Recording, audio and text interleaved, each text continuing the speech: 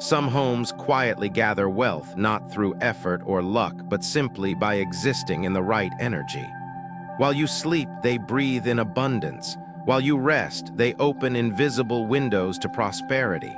The strange part: most people live in these houses for years and never realize they're standing on sacred ground. Others, unknowingly, live in places that slowly drain them. Money slips through fingers, health fades, relationships fray. Not because of fate, but because their home holds energy that resists growth. You may think wealth comes from hard work, but in the ancient Vietnamese way of seeing, the home is not just a shelter. It is a living vessel that either multiplies or diminishes your fortune.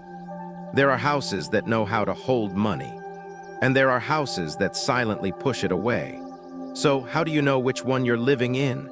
Today, we'll uncover 6 quiet but powerful signs that your home is working for you, creating wealth even while you sleep. These are not abstract ideas. They are visible, feelable, real. A plant that never dies, a child who refuses to leave, a window that catches the morning sun at just the right angle. These things matter not just to the eyes, but to the flow of energy that shapes your destiny. If you recognize these signs, you're likely standing on a ground that welcomes wealth. And if not, don't worry, energy is not fixed. Like a mirror fogged by time, it only needs a gentle hand to be wiped clean. So pause for a moment, look around, ask yourself, is my home quietly making me richer or quietly making me tired? Let's begin. Number 1, plants thrive without effort. There is a kind of magic in a plant that grows without asking. You walk past it every day, maybe a money tree near your altar, or a small pot of peace lily by the kitchen window. You haven't changed its soil in months. You sometimes forget to water it, yet somehow it keeps unfurling new leaves, green and tender, as if whispering, "Everything is well here." That is not just gardening luck. That is the voice of your home's energy speaking through its quietest residents.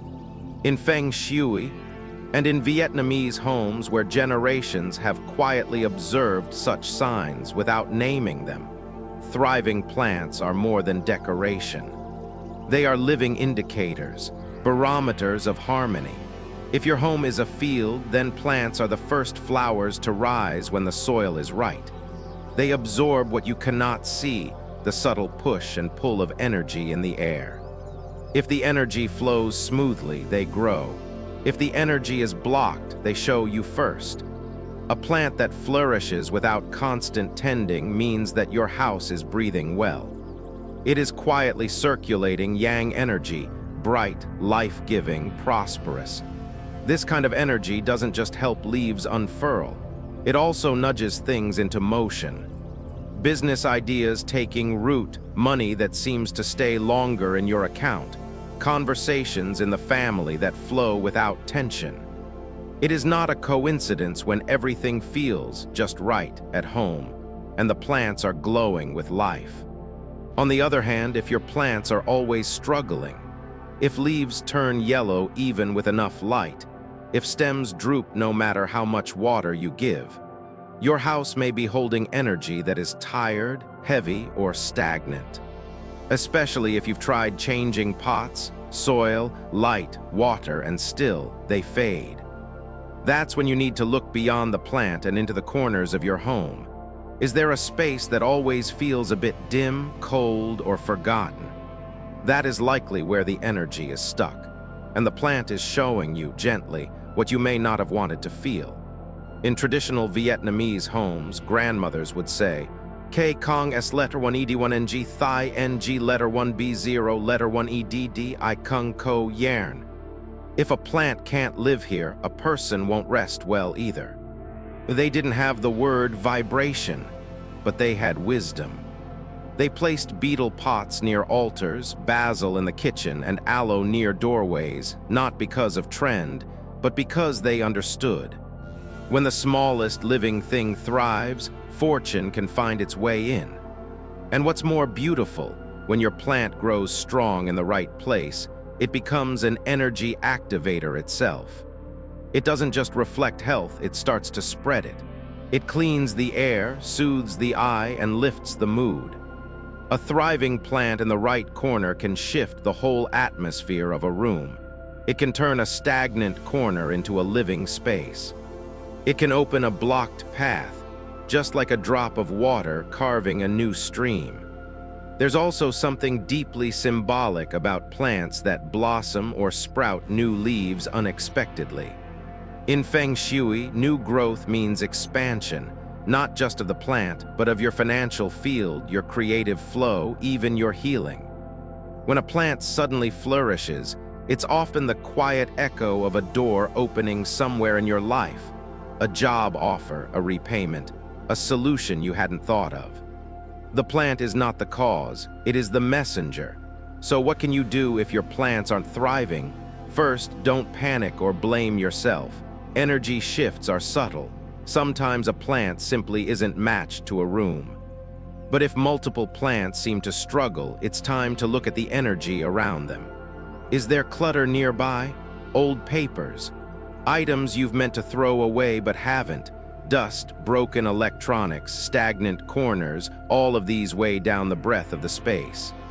And when the space can't breathe, neither can the plant. Start simple. Wipe the leaves of your plant with a damp cloth as if you're helping it see again. Light a stick of gentle incense or place a bowl of rice water nearby for one night to absorb excess energy. Whisper to it. You don't need to believe in magic to know that your voice carries intention. Then, observe. Within days, if the plant perks up, you'll know the house has begun to shift.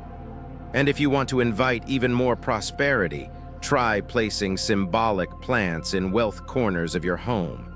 A jade plant, a pothos, or a lucky bamboo. Don't force them into beautiful pots. Let them feel like they belong. Give them names if it helps you care. When you water them, think of watering your own growth. When you prune them, imagine clearing space for new opportunities. Your home speaks, but not with words. It speaks through light, through silence, and through life. And sometimes the clearest message is held in a leaf that grows where you thought nothing could grow. So the next time you pass by a quiet plant in your home, look again. It may be telling you something. It may be the first sign that your house is already making money while you sleep. Number 2, children love coming over and they stay. Children don't pretend when it comes to energy.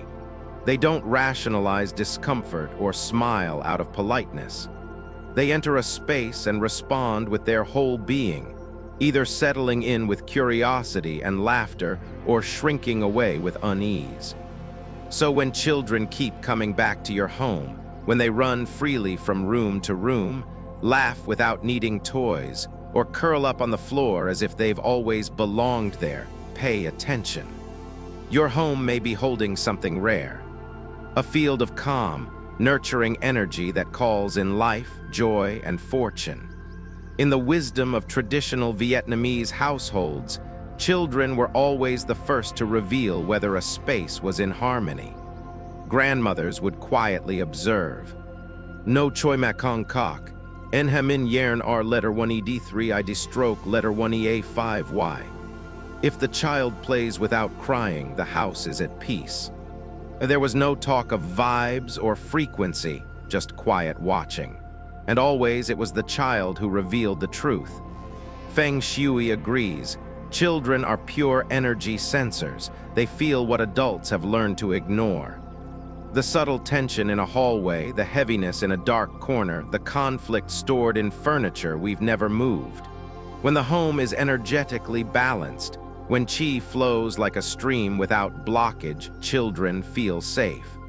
They explore. They rest, their bodies let down their guard. Their giggles fill the room like wind chimes stirred by spring air. It's not only emotional. A home that invites children to stay is often a home that holds high vibrational energy. the kind that supports creative flow, open-heartedness, and financial magnetism. Why? Because energy that nourishes one form of life naturally nourishes all. When a home supports emotional safety for the smallest, it also creates psychological space for clarity, decision-making, and connection. In other words, where children feel safe to play, adults often feel more confident to grow. And what if the opposite is true? What if children cry when they enter your home, cling to their parents in doorways, refuse to go into certain rooms? It's not a reflection of your decor or whether you're warm or fun. It's the house speaking gently but clearly. Something is unsettled. Perhaps old energy has gathered in corners. Perhaps the air feels thick with things unsaid. Perhaps light hasn't reached certain parts of the space in a long time.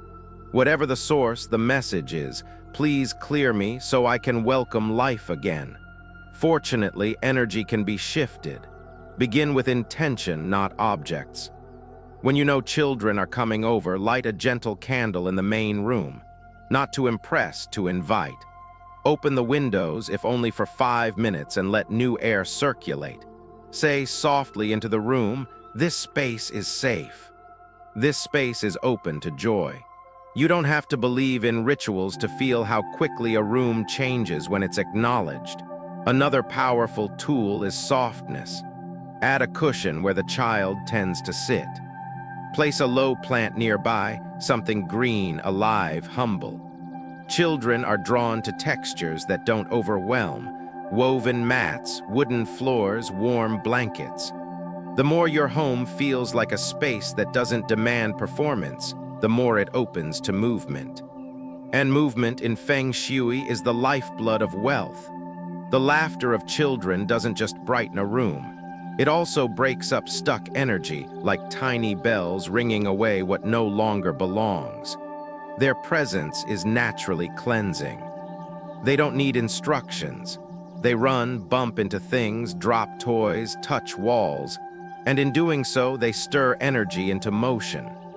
Homes that host children often experience a lift in mood, even after the guests have gone. That uplift isn't sentimental, it's energetic. If you don't have children visit often, you can still invoke this quality. Play soft, joyful sounds in your home, music that a child would hum. Keep a small plush toy or a gentle drawing in your space, not as decoration, but as an energetic symbol of openness. These gestures call in the frequency of life in its purest, most trustful form. Because in the end, a home that welcomes children is a home that says, without words, you are safe here. You can be yourself. You can rest and play. That same energy extends to adults in subtler ways. It helps people speak more honestly. It encourages generosity. It makes decision-making feel less like struggle and more like clarity. And all of this is what prosperity quietly depends on. So the next time a child steps into your home and immediately runs toward the back room, or begins to hum, or curls up on the couch with ease, notice it. Smile quietly. Something good is flowing. And your house silently is growing its wealth, one heartbeat, one giggle, one unguarded moment at a time. Number 3, animals visit regularly. You may not have noticed it at first. A bird perching on your windowsill every morning. A stray cat sleeping peacefully on your doorstep. Or a butterfly that seems to find its way into your kitchen more often than chance should allow. These are not just small moments of nature passing by. These are signs. When animals are drawn to your home again and again, it often means something sacred is happening. Your home is radiating energy that welcomes life, and with life comes fortune. In Vietnamese villages, the appearance of certain animals was never taken lightly. The sudden arrival of swallows was said to signal good news. A nesting bird near the roof. Your family's luck is settling in, elders would whisper. Cats lounging by the front door. That meant the home's energy was warm and stable. Without needing charts or compasses, our ancestors simply watched and knew. In Feng Shui, animals are considered natural energy detectors. Unlike humans, they don't intellectualize discomfort. They move toward places where energy flows freely, where qi is vibrant but calm, where air is not just fresh, it feels alive. A home that regularly attracts peaceful animal visitors is a home whose energy field is open, welcoming, and abundant. It doesn't need to shout its wealth. It simply breathes it, and nature responds. Birds, in particular, carry deep symbolic meaning. When a swallow builds a nest near your house or flies past your balcony day after day, it signals more than seasonal movement. Swallows are messengers of spring, renewal, and forward motion. They don't linger in stagnant energy. They land where possibility lives. In many Eastern traditions, their presence foretells blooming opportunities, financial, emotional, even spiritual. And then there are the quieter creatures, the pigeon that waddles near your steps each afternoon, the dragonfly hovering near your plants, even the small lizard sunning itself on your wall. These are not accidents. They are drawn to the resonance your home emits. If your space feels like a refuge to them, it is very likely also a safe ground for wealth to settle, quietly, sustainably. Even bats, creatures many fear, are powerful omens in traditional Asian thought. In Vietnamese and Chinese symbolism, bats represent prosperity and transformation. Why? Because they are beings of the dark who always find their way to light. When bats circle near your home, especially in the early evening, it may suggest that financial breakthroughs are near, not loud, not instant, but steady and certain. On the other hand, a complete absence of animals, no bird songs, no insects, no signs of life at all, may point to energy that is too dense, too closed off, or too wounded to attract the flow of life. A home that repels nature may be holding pain, neglect, or unprocessed emotional residue in its walls. And even though humans can ignore this, animals never do. So how do you begin to invite this kind of natural alignment? You start with stillness and respect. Avoid chasing animals away. Let the sparrow finish her song. Let the cat lie in the sun a little longer. When you see them, whisper thank you not to the creature, but to the life force that brought it. Keep a shallow bowl of water near a window or balcony, clean, fresh, simple. You don't need to feed wildlife to welcome them. You simply need to show that your space is receptive. Tend your plants with gentleness. Keep your windows clean so birds can see the light. Play soft, natural sounds in the morning, birdsong recordings, wind, gentle bamboo chimes. These frequencies attract what is already near, waiting for a safe place to land. More importantly, care for the invisible things, unresolved arguments that linger in walls, broken objects that should have been removed, corners that haven't seen light in weeks. Animals feel these things. They respond not to how a home looks, but to how it feels, and they can sense when a space is in need of peace. One powerful ritual: place a bowl of rice water, the cloudy liquid from rinsing uncooked rice, near your entrance once a week. Let it sit overnight. In the morning, discard it into the earth, not the sink. This practice comes from Vietnamese folk wisdom and is said to draw in soft, fertile energy, the kind that animals trust. It's a way of telling your home, you are being seen, you are being renewed. Sometimes animals appear just once, and that's enough. A butterfly landing on your hand in the garden, a hummingbird hovering near your window for the first time. These are not casual, they're affirmations, brief, gentle confirmations that the flow is returning. And remember, not every animal is a symbol of wealth, but all peaceful animals, those that visit, rest, or linger, are symbols that your home is alive. That your energy field is not just yours, but part of something larger, nature, community, the unseen order of things.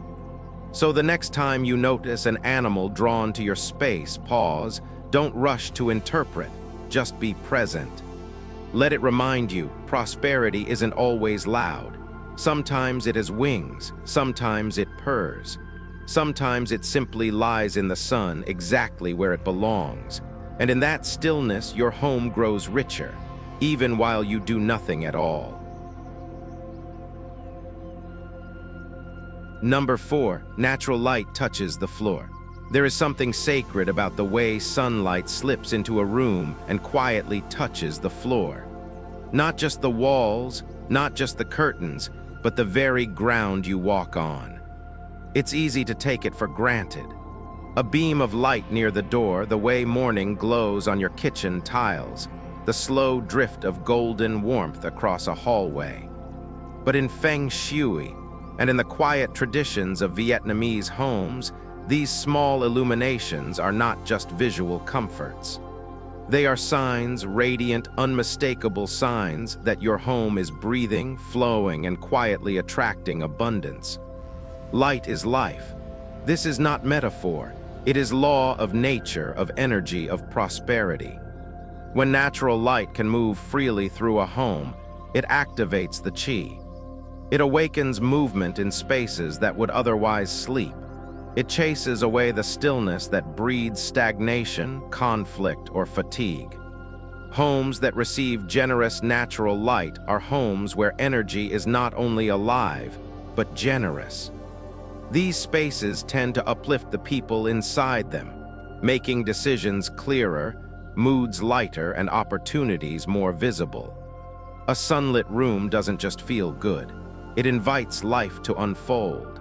In Vietnamese belief, the early morning light is the most sacred. Grandmothers would say, "On song di stroke letter 1 ea 7 u gai la on song lan." The first light of day carries the kindest energy. That's why old houses were built with courtyards, open windows facing the east, and quiet rituals done while the light was still soft. When that light reaches your floor, your threshold, your altar, your kitchen, it blesses not only the home, but also the rhythm of your day. It clears invisible heaviness. It softens emotions. It offers a silent invitation to begin again with peace. Now, think of a room in your home where the sun never touches the ground. Perhaps it's always dim or always shuttered. Maybe you avoid that room not knowing why. Maybe it holds things you no longer need, old boxes, fading memories, furniture you no longer love. That darkness isn't just visual, it's energetic. Spaces where natural light cannot reach are often places where energy gets trapped, where flow becomes sluggish. And just like a blocked artery in the body, a blocked room in the home begins to affect the whole. It might start subtly. Poor sleep, low motivation, a strange heaviness when entering certain corners, missed opportunities, repeating arguments, a feeling that no matter how much effort you give, things don't quite move forward. Light doesn't just illuminate the room, it illuminates the path. When it is absent, you may find yourself walking in circles, but there's always a way to bring the light back. Begin in the morning. Open your windows wide, even if just for 10 minutes. Let the fresh air flow in with the light. This simple act resets the energy of a room. Then notice where the light falls. Is there a rug there? A table? Let the light touch the bare floor if possible, earth to light, uninterrupted. In Feng Shui, when sunlight touches the floor, it completes a circuit. The energy travels down, roots itself, and feeds the foundation of the home. That's when real change begins. If your home faces away from the sun or is shaded by trees or buildings, use mirrors to reflect and guide the light. Not just any mirror, choose one that feels soft, rounded, not harsh. Position it to draw the light deeper into the space, as if inviting it to stay. You can also use candles in darker rooms, not just for ambience, but as symbolic sunlight. Especially in the early morning or late afternoon, a single flame can shift the energy of a shadowed room more than you might expect. White or warm-toned lamps placed thoughtfully can also bring in yang energy, the energy of clarity, confidence, and active flow. But remember, the goal is not brightness alone. It is warmth. Light that uplifts, not blinds. Light that invites, not overwhelms. One forgotten practice that many elders quietly upheld, placing a bowl of clean water in a sunlit spot. The reflection multiplies the light, and water, being the element of flow and wealth, helps carry that light into emotional and financial corners of life. Replace the water every few days, always with intention. And just as important as light itself is what that light touches. Does it fall on clutter, on unused electronics, on corners you avoid? Or does it land on fresh plants, on handwritten notes, on a place where you sit to sip tea and breathe? Light will highlight what you choose to keep, so curate what it sees. Let your home's sunlit spots be reminders of who you're becoming, not who you are trying to forget.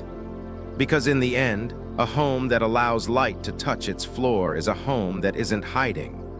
It is a home that is brave enough to be seen, warm enough to receive, and clear enough to move forward. And when your home becomes a place where light flows freely, so does everything else. So look around tomorrow morning. Stand quietly in the heart of your home. Watch where the sunlight lands, that gentle golden touch on your floor. It might be the very spot where your next fortune begins. Number 5, the front door is firm, clean, and smiling. We often pass through it without thinking, rushing in, carrying groceries, unlocking hurriedly as we return from errands or work. But the front door of a home is not just wood, hinges, and paint. It is the mouth of your house. It speaks before you do. It welcomes or warns. It opens or blocks. In Feng Shui, and in the heart of Vietnamese folk belief, the front door is where all energy begins. If this one threshold is not right, nothing else flows properly, no matter how beautiful the rooms inside may be. Take a moment to really look at your front door. Is the handle smooth and firm or rusted and loose? Does the door open with ease or does it drag, squeak, resist? Is the paint clean and whole or chipped and tired? These details may seem small, cosmetic even, but they speak volumes about how energy meets your home. A door that is neglected sends a silent message. Not now. A door that is well cared for says, "You're welcome here." Opportunity come in. In many traditional Vietnamese homes, even the humblest wooden door was swept each morning.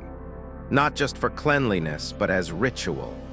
The broom was a gesture of invitation, clearing the path for luck, for news, for warmth to enter. Sometimes a small bowl of water was left nearby to cool the energy, to wash away old noise. Shoes were lined neatly. A plant would grow beside the entrance. These weren't random habits. They were quiet acts of energetic stewardship, tuning the home to receive the right kind of fortune. When your front door is strong, well-maintained, and opens without resistance, chi flows directly in. And with it comes fresh energy, new conversations, unexpected opportunities, smoother days. The home breathes in possibility. You may find that things start to move again, business calls that go well, ideas that lead somewhere, relationships that ease. Not through effort, but through alignment. The energy outside no longer hits a wall, it enters, and it supports you. But if your door is cracked, or the paint is peeling, or the knob is loose, something subtle shifts. The message becomes unclear. It's like sending out an invitation written in faded ink. Even if abundance wants to visit, it might hesitate. The energy pauses at the edge. It knocks, but no one answers. And slowly, without you realizing, that pause becomes delay. That delay becomes struggle. That struggle becomes your new normal. Fortunately, restoring the doorway is one of the simplest and most powerful changes you can make. Begin by cleaning the door not just with soap, but with intention. Use a bowl of warm water with a pinch of sea salt, symbolic of purification, and a drop of citrus oil for brightness. Wipe the handle slowly, mindfully. As you clean, say softly, "You are the beginning. Welcome good things in." Check the hinges. Do they squeak? Oil them, repair any cracks. If the color has faded, consider repainting with intention. In Feng Shui, red symbolizes protection and power. Deep green or brown offer grounded stability. Soft yellow brings warmth and clarity. Choose what feels aligned, not what's trendy. Let the color be your statement, this house is awake. Add a touch of life beside the entrance. A small pot of rosemary or jade plant. A wind chime with gentle tones. A lantern. These don't just decorate, they signal. They tell the world, this space is cared for, this door matters, this is a place worth entering. And most importantly, notice how you enter your home. Do you rush in while checking your phone? Or do you pause, even briefly, and step in with presence? The energy you bring home is just as important as the energy you let in. Even a 1-second breath at the door, a silent thank, you can shift the tone of your entire evening. Some say wealth comes from hard work, but wealth also comes from pathways, and your front door is the first and most powerful one. If it's open, clear, and smiling, opportunities don't have to search for you. They'll come knocking, knowing they'll be received. So tonight, before you go to bed, walk outside. Look at your front door, touch the handle. Ask yourself, not with your mind, but with your body, is this a door that welcomes abundance? Or is this a door that's been asking for care? Then listen. Your home will always answer, not in words, but in feeling.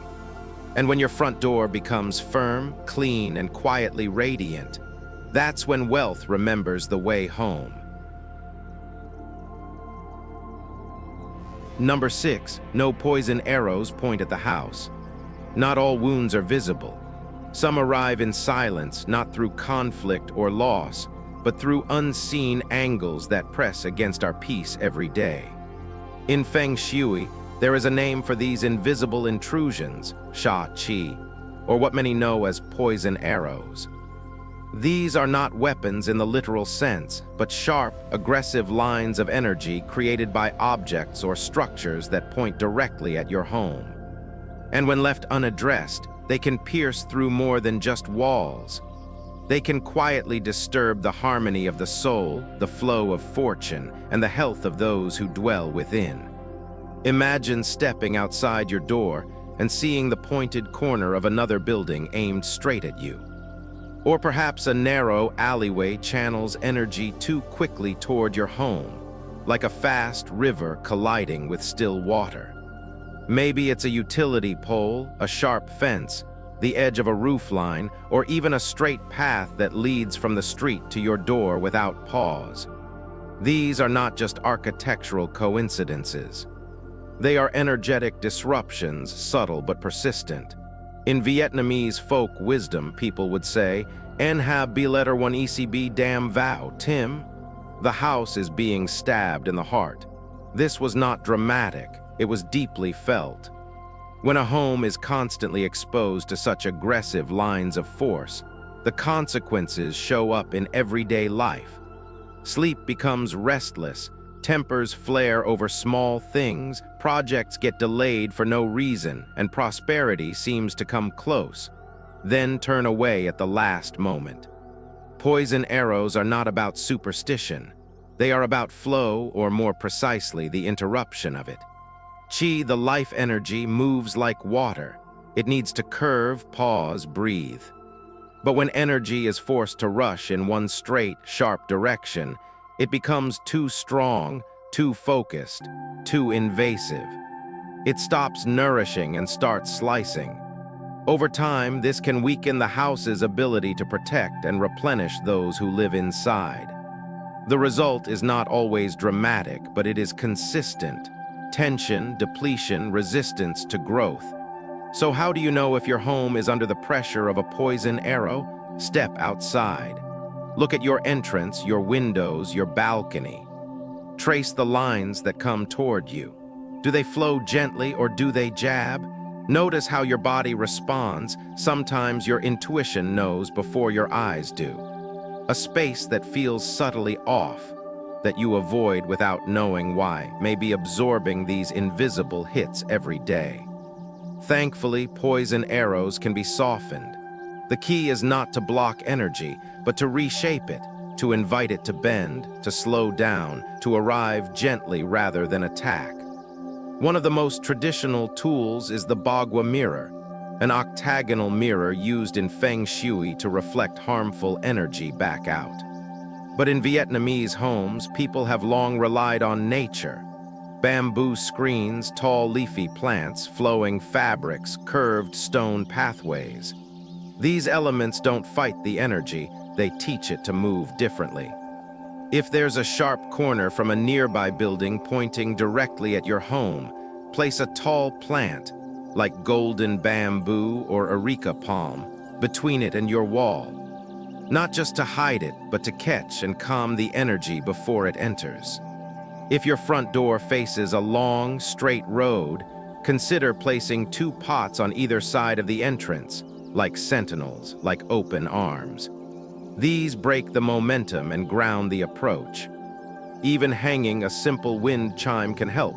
Its sound acts like a voice saying, "Slow down, be gentle."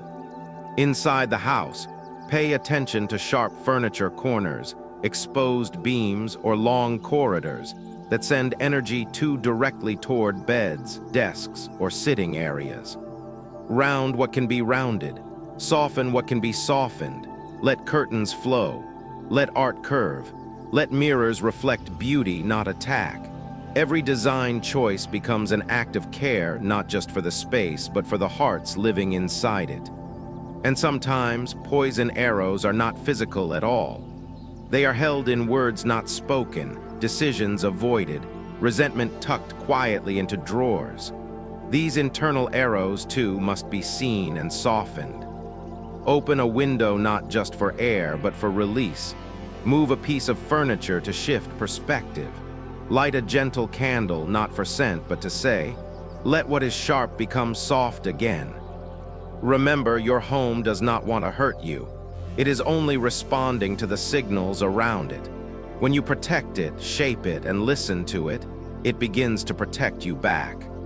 It becomes not just a place to live, but a place that lives with you. So today, step outside your door with new eyes, trace the lines, feel the angles, and if something feels harsh, don't be afraid. Nature has given us everything we need to soften the blow: a leaf, a curve, a breath, a light. Because when the arrows stop pointing in, the energy starts flowing out, not as force, but as grace. And in that grace, wealth finds its way home.